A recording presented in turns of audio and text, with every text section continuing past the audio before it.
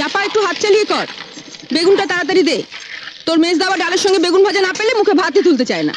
আজ তুই এসেছিস দেরি করে, জানিস তো সকালে সবাই স্কুলে যাবে, অফিসে যাবে। ডালটাও তো এখনো সাদলাসনি। আর একটা গ্যাস জ্বালা। আজ দীপা আবার বলেছে কুরকুরে আলু ভাজা চাই। আমি আলু কেটে দিচ্ছি, তুই কড়াটা চাপা। চাপা দি, ওর জন্য একটা মাছ ভাজা তুলে রেখেছ তো? না বাপু, ভুলে গেছি। বড় বৌদিও আজ আমাকে মনে করিয়ে দেয়নি। সব আমি ঝোলে দিয়ে দিয়েছি। অত তাড়া দিলে কি সব মনে থাকে?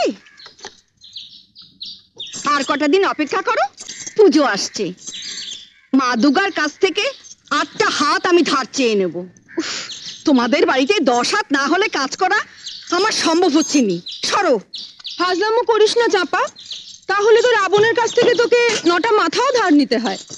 10টা মাথা না হলে সকলের সব কথা মনে রাখবি কি করে? যা বলেছিস, এই বাড়িতে সবার আলাদা আলাদা অর্ডার, এক একজনের এক এক রকম জীব। জীব নয় দিদি, বলো নোলা। তোমরাও তো এবারের মধ্যেই পড়ো বৌমা। রোজ ডাল চচ্চড়ি দিয়ে তোমরাই কি ভাত খাও? ঝোল ঝাল ঝাল দিয়ে ছাড়া তো তোমাদের মুখেও ভাত ওঠে না। আর যাদের নোলা নিয়ে এত তোমরা হাসাহাসি করছো, তারা তোমাদেরই আপনজন।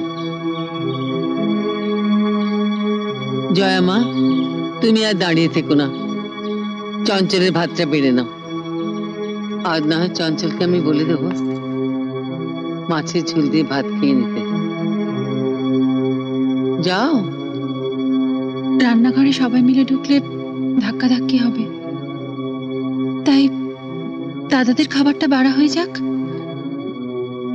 তারপর না হয় ওর খাবারটা বেড়ে নেবো মা।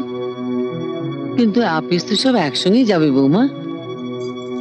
আপনার ছোট বউয়ের জন্য একটা আলাদা রান্নাঘর করে দিন মা, আমাদের সঙ্গে ধাক্কা ধাক্কি তোর কষ্ট হয়। আমি সে কথা বলিনি মেজদি। না তা বলনি, কিন্তু এর চাইতে বড় রান্নাঘর তো রাজা মহারাজাদের বাড়িতে হয় ভাই। ও কথা বলিসনি মেজো, ওর বাপের বাড়ির রান্নাঘর হয়তো সেই রকমই। আমাকে সবসময় বাপের বাড়ির কথা বলে খোঁটা দাও কেন দিদি? গরিব ঘরের মেয়ে বলে? তাতে কি, বিয়ের পর মেয়েদের পরিচয় তো আর বাপের বাড়ি দিয়ে হয় না, শ্বশুর বাড়ি দিয়েই হয়। আর শ্বশুর বাড়িতে সব বউদেরই সমান অধিকার, তাই না?